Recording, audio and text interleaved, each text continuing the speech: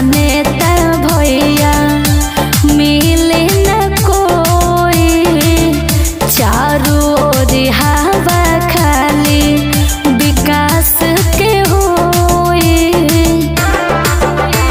अब की ध्यान में रखे के बाद इनका जो नेता भैया मिले न कोई, खाली हवा हो विकास के होई।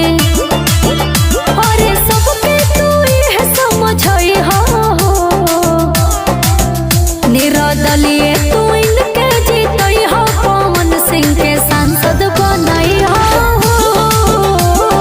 इनके बटन दबाई हो, पवन सिंह के सांसद बनई हो।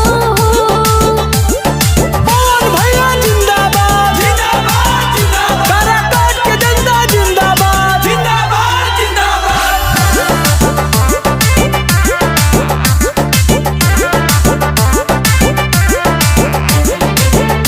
नौली गली बनी बनी सबके मकान जी, गरीब असहाय के करले सम्मान जी। अरे चाची ये मेरी ध्यान देवे के बाद, नौली गली बनी बनी सबके मकान जी, गरीब सहाय के करले सम्मान जी। खुशी कहेली साजन भोट दबई हो,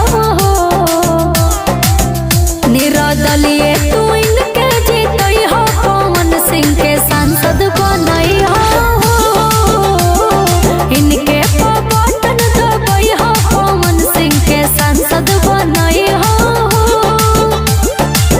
जी हाँ, इस बार पवन सिंह को जिताना है और नया काराकाट को बनाना है। धन्यवाद।